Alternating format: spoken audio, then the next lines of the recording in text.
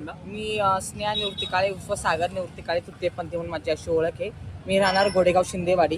तृतीयपंथी म्हणून तुम्ही पहिल्यांदा मतदानाचा हक्क बजावला, कसं वाटलं तुम्हाला, काय सांगाल? तृतीयपंथी म्हणून पहिल्यांदा नाही, हा माझी चौथी वेळ आहे. मला भारतीय संविधानाने नमूद केलेल्या नियम आणि तरतुदी अटीप्रमाणे म्हणजे डॉक्टर बाबासाहेब आंबेडकर यांच्या नेतृत्वाखाली मी आज संविधानाच्या नेतृत्वाखाली मी आज मतदानाचा अधिकार बजावला आहे आणि खूप छान वाटते.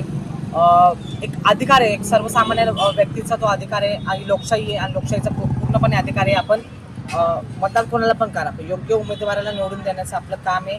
जेणेकरून आपले पुढचे पंचवार्षिक वर्षे 5 वर्ष आहेत, ज्यांनी तो उमेदवार आपले 5 वर्ष आपल्या सेवेमध्ये घालवतील अशा व्यक्तीला आपण मतदान करावे.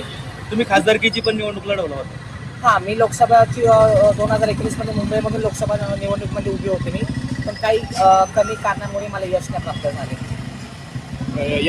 आज तुम्ही मतदान जे केलंय त्या बाबतीत काय सांगाल? छान वाटते. आज मतदान केले, गावाच्या विकासासाठी केलेलं आहे. उमेदवार कोणी निवडून येऊ दे, माझ्या सर्वांसाठी शुभेच्छा आहे. जो कोणी उमेदवार निवडून येणार आहे त्यांनी गावाच्या विकासासाठी काम करावे. गावाच्या प्रगतशील शेतकरी आहे, बरेच काही असंघटित घटक आहे, त्यांच्यावर जास्त लक्ष द्यावे आणि हे पंचवार्षिकमध्ये आणि भरपूर सुखसुविधा उपलब्ध करून द्यावी ही माझी नम्र विनंती आहे. तुमच्या काय मागण्या असणार आहेत? आमच्या मागण्या एकच आहे, जी सर्व आम्हाला बऱ्याच गोष्टीच्या तडजोडी करावी लागतात तृतीयपंथी असून, की आम्हाला आमच्या हक्कासाठी न लढता तुम्ही सहज आमचे मार्ग मोकळे करून द्यावे ही माझी नम्र विनंती आहे.